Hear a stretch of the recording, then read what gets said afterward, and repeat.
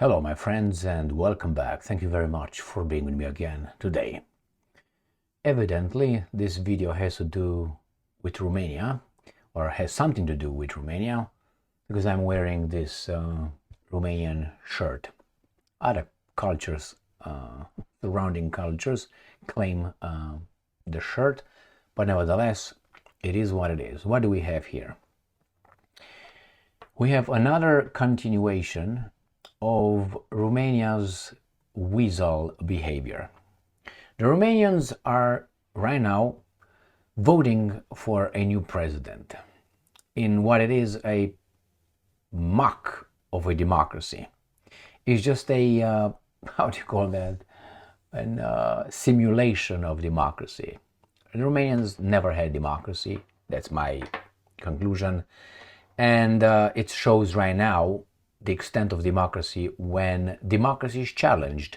That is, you really want the will of the people to prevail. There is unacceptable views, your guy is banned, or your guys are banned, and so on. What do we have here? But as a, how should I put it, contrast, our friends, the Romanians' friends from Hungary, show balls. Unlike our weaklings leaders, or weakling leaders, that means weak, beta males. And the Hungarians, which as population are half of Romania, as territory almost half of Romania, are smaller, no resources, landlocked country, doesn't have all these things, like numbers, territory, but you know what they have? Balls. And it seems like balls matter more than money or population, numbers. But the number of pairs of balls you have, it seems like it matters more than intelligence or other things that we Romanians are bragging about. Well, we should brag about by looking at our leaders, and they represent us. They're the crème de la crème to democracy, democratic system. So that should tell you how smart we are. As in general. But the Hungarians, maybe they're not as smart as we say we are, but definitely they have virility. So what happened? Well, a few days ago, I made this video in which I said Hungary kneels Ukraine. Ukraine is more than double than Romania's territory and double the Romanian population. Ukraine complies with Hungary's 11 demands. How come? How is that possible? Romania's weaklings should take note. A lot of people liked it. A lot of people, I don't know. And I don't care. Because if you didn't like that video, then you won't like this one either. So what happened? Zelensky, who is a non-European, he, according to my standards, bad as they are, he's in charge of a European country, which is Ukraine. Ukrainians, the nation of Ukraine, and this guy with his clique of aliens are doing the bidding of interests in charge of other countries in the West against plundering, or against Russia in order to plunder Russia or kneel Russia. Hungary doesn't want to do that. It has its own interests. It's an independent sovereign country. Romania, on the other hand, which has the same memberships. Romania, as Hungary, is part of NATO, is part of the European Union. But Romania is a yes, sir, cocksucker. Hungary is not. Well, you can say, well, Hungary is just a Putin's, servant and so on. Well, maybe, maybe not. Zelensky has big balls. He's allowed to have. And Hungary, both these guys that I mentioned and I featured in this, the foreign minister of Hungary, Peter Szijjártó, and the prime minister of Hungary, Mr. Orbán, Viktor Orbán, they are taking Zelensky to task and they slap people around. I'm talking about the guys in charge of Ukraine. Like no one else, not even the Russians do this. They have my full admiration. All right, so what happened? Well, it was actually on the 4th of May, which is today, this little article. And I'm quoting what Zelensky, the alien, yeah, you can put as many flags you want over there. You got an alien right there. Doing very dangerous things, end quote. That's a threat. With Zelensky criticized Orban. Why Zelensky criticized Orban again? So this guy tells the European Union this. According to Zelensky, Budapest is doing very dangerous things. What you tell a child when he's doing something bad? You're getting there, you know I'm going to smack you. According to each person's way of taking care of the kids. For the European Union, and Ukraine is, and I'm quoting, notifying its partners about this. So there's just a canary in a coal mine right there. He's just a good guy who tells the Europeans that Hungary, which is a European Union member, unfortunately, is doing very dangerous things. Because I'm a good guy, and I'm better than all of you because I am, and Hollywood tells us that they're always much more moral than everybody else. Because Hollywood tells us the truth. All right, they are doing very dangerous things. Therefore, you should do something to it. So let me show you here. What else Zelensky said? According to Zelensky, allegedly, 70% of Hungarians support Ukraine's accession to the European Union. The problem is, these guys want to take over Ukraine as Lebensraum, living space, and Russia doesn't allow that to happen. Zelensky, who has the mission of getting Ukraine under the Al Capone's plantations orders, has Hungary and Slovakia opposing it. Romania is all for it. So, go and watch the video I made yesterday regarding the Romanians' demands, territorial demands from Ukraine. Zero. But the Hungarians got everything, including what's not theirs. Now that shows balls. And that gets me to Mr. Orbán, who's going to get Zelensky to task. He's going to tell him straight in his face, right here. Ukrainska Pravda. Orbán to Zelensky. President in Kyiv doesn't decide what Hungarian people think. Have you ever heard a Romanian leader saying anything like this? I'm talking about the guys with power, supposedly, with titles. That is because the guy said right here, 70% of Hungarians support Ukraine's accession to the European Union. So this guy said, you just stay over there. And he called him the president in general. Hungarian Prime Minister Viktor Orbán has responded to criticism from Ukrainian President Volodymyr Zelensky, who accused Orbán of blocking Kyiv's EU accession. That's within his right, isn't it? Speaking to journalists on Saturday, May 3rd, Zelensky criticized Orbán for doing very dangerous things. Zelensky believes that Orbán's actions to block Ukraine's European integrations are connected to Kyiv's involvement in the domestic political struggle amid the upcoming 2026 elections in Hungary. Interference, right? Quote from Orbán. President Zelensky addressed the Hungarian people yesterday. Mr. President, what the Hungarian people think is not decided by the president in Kyiv or the bureaucrats in Brussels. There is no Ukrainian EU accession without Hungary. That's a fact. Every Hungarian will have their say on this. Whether you like it or not, that's how we do things here. Now, if you are a person from Romania who doesn't like this kind of people, you can't say that these guys have balls and they dare. Nobody would tell this to Zelensky, including Trump. Do you remember Trump, the President of the United States of America, and the Oval Office thing? And Vance, the Vice President? Do you remember that one? Zelensky, according to my assessment, is not a Democrat. He's a tyrant. Let's cut the crap. For me, he has a tyrant mentality. And unfortunately, he got too much chutzpah as a bluff. He has nothing. He can be picked up tomorrow by the people or today by the people around him in a second. And those people around him are not his people, not the British. They are in charge of the bodyguards. I made a video on that one maybe a month ago. That gets me to the great foreign minister of Hungary, Mr. Peter Szijjártó, who says the same thing to the Zelensky Stein. Here it is. Ukrainska Pravda. Hungarian foreign minister responds to Zelensky's criticism of EU accession veto. Here is the great Szijjártó, or Szijjártó. Hungarian foreign minister Peter Szijjártó has pushed back against remarks made by Ukrainian President Zelensky, who recently This is what he said. According to Szijjártó, Zelensky has to come to terms with the fact that Hungarians have every right to express their opinion on Ukraine's fast-track EU accession.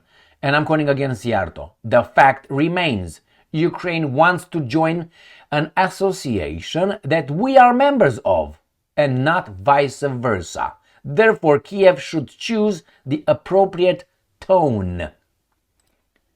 Got that? The Romanians did not do this to the Ukrainians yet. Romania has territories in Ukraine. So it has a big minority, Romanian minority living in Ukraine. Would they dare to say the same thing to Hungary? No, to Hungary. To Ukraine? No, you know why? Because Romania has weaklings as leaders. That's what they have. And Romania is an occupied country. Militarily, politically, culturally, that's schools and entertainment and so on, and what remains else? Financially, economically. You produce sperm, maybe. Alright, and that gets me to the good people of Romania.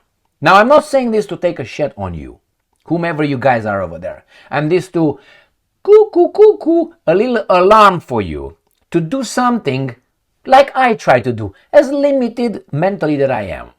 But I want you to do not the same, do something with that nation, with that country. But the problem is, some of them, they like it the way it is. I'm not kidding. Some of them think that everything that happens in Romania is right.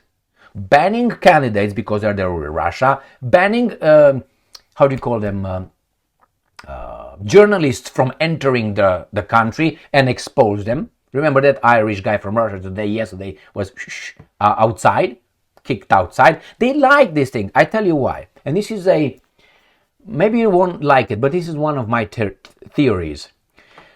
When you have a nation, when you have a people, when you have a person, I'm going to take the person and you extrapolate it to a nation. When you have a person who, until the age of, let's say, now, and he is, let's say, 80 years old, and all his life lived as a slave, as a servant, how do you think that person will grow a mentality of a free person overnight, like in the movies? Hollywood again. No, the mentality is going to go until that person dies. He was formed by the life events to be a person who's going to be beaten up. So if you extrapolate now with nations and countries, if you look at countries and nations who were always serfs and they were always at someone else's orders, you develop a mentality. Yeah, you have people who, break out of that thing from time to time. You always have special cases. But in general, Romanians, you know what I mean. So how do you expect these people to think differently than they are? Hard. It's not impossible. Hard. So they're used to be told what to do. They're okay seeing a guy over there doing all kind of things like this because they do these kind of things. I will make a video, which I think I will make it on Rumble, because if I make it on YouTube, it's going to be banned, with truthful things. It's not going to be imbecilic things. I'm going to make truthful things about Romanian culture.